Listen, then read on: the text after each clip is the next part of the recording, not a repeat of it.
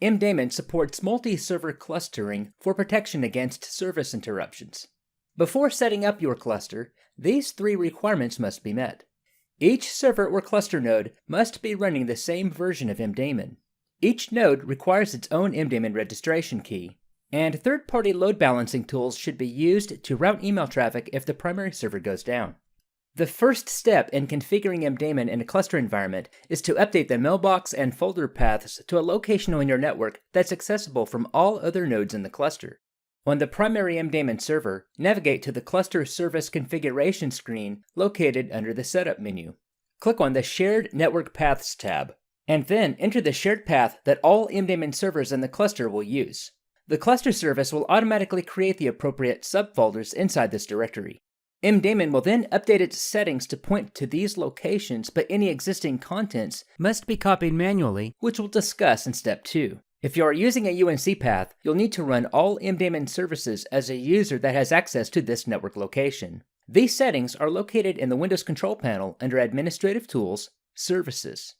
Select this option if you would like to configure separate network paths for email, public folders, log files, and any other file types referenced here, and then specify the desired network path for each item. You can optionally enable multi-node mail routing. This allows you to share mail queues between cluster nodes and allows clustered servers to split work more evenly and prevents messages from being stuck in the queues of any servers that are down.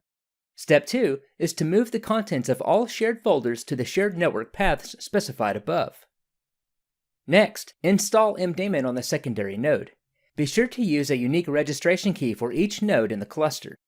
Step 4 is to enable the cluster service on both servers. On the primary server, navigate to the Cluster Service Configuration screen via the Setup menu. Then check the box to enable the cluster service. Click Apply to save your changes.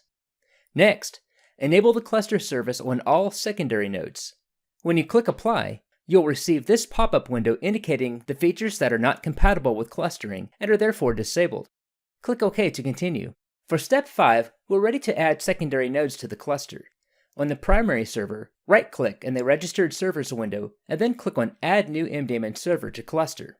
Then enter the computer name or IP address of the server that you wish to add, and click OK.